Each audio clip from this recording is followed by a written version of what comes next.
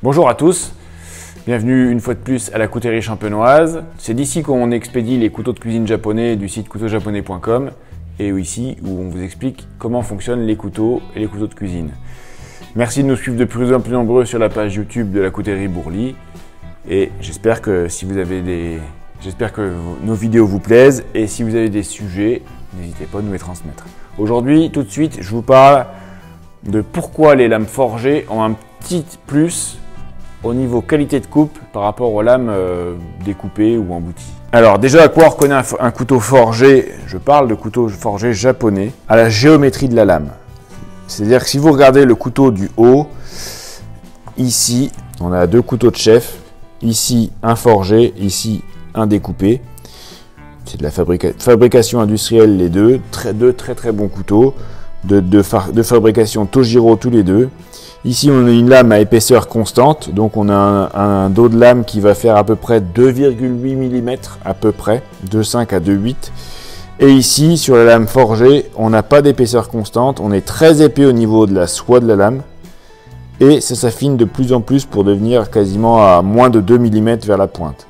Donc ça, c'est la caractéristique des lames forgées japonaises, qui sont souvent forgées au marteau pilon. Et il faut savoir que les aciers développés par les Japonais, VG10, SGPS, Shirogami, Aogami, sont tous pensés pour être forgés et pour s'améliorer à la forge. Puisque la forge, c'est un martelage de la lame sur souvent des marteaux pilons qui va compacter la structure de l'acier. Donc je vous ai fait un petit schéma ici sur ce qui se passe dans la structure de l'acier sans rentrer dans les détails sidérurgiques trop compliqués. En gros, la structure de l'acier, c'est plein de petits grains de différents composants. Donc c'est des atomes de fer, de carbone, des fois il y a du chrome. Et ici, vous êtes donc sur la lame qui est non martelée, non forgée. Et ici, sur la géométrie de lame qui est de plus en plus fine, je vous ai montré là, on a vraiment un V ici, et bien la structure va être plus dense. Et les grains même un tout petit peu plus petits.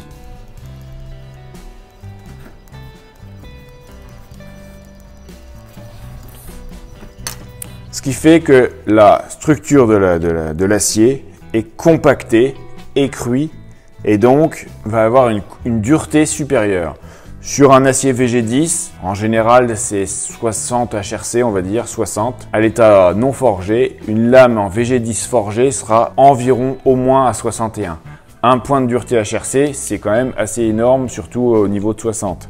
Pareil pour le SGPS, un acier SGPS, une lame en acier SGPS, c'est 62 HRC, ça peut aller jusqu'à 63 voire 64 une fois forgé. Donc ça, en plus d'avoir une géométrie de coupe qui est adaptée, qui est vraiment très équilibrée, les lames artisanales forgées ont une qualité de coupe supérieure dans l'acier qui est utilisé par rapport à la version classique.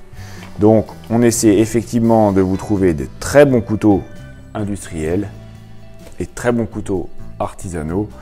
Il n'y a pas de mauvais choix dans les deux peuvent convenir à tout le monde, mais on vous explique pourquoi certaines lames sont un petit peu supérieures, de par donc l'intervention humaine. Une lame qui est forgée sera toujours plus performante tant en coupe qu'en tenue de coupe. Voilà, donc c'est vrai qu'on est assez peu à populariser les lames forgées. N'hésitez pas à nous contacter si vous avez des questions sur ces lames-là. Souvent, elles sont en acier non inox, donc elles peuvent s'oxyder, mais la plupart des aciers industriels, des lames industrielles sont aussi forgées. Le VG10, l'acier SGPS et même le ZDP 189. Donc, un acier forgé coupe un peu plus fort que l'acier normal, et c'est aussi il a en plus une géométrie de lame qui est un peu plus équilibrée. J'espère que cette vidéo assez technique a été comprise par le plus grand nombre et n'hésitez pas à me contacter si vous avez des questions sur ces structures de lames. J'y répondrai avec grand plaisir. Merci et à très bientôt.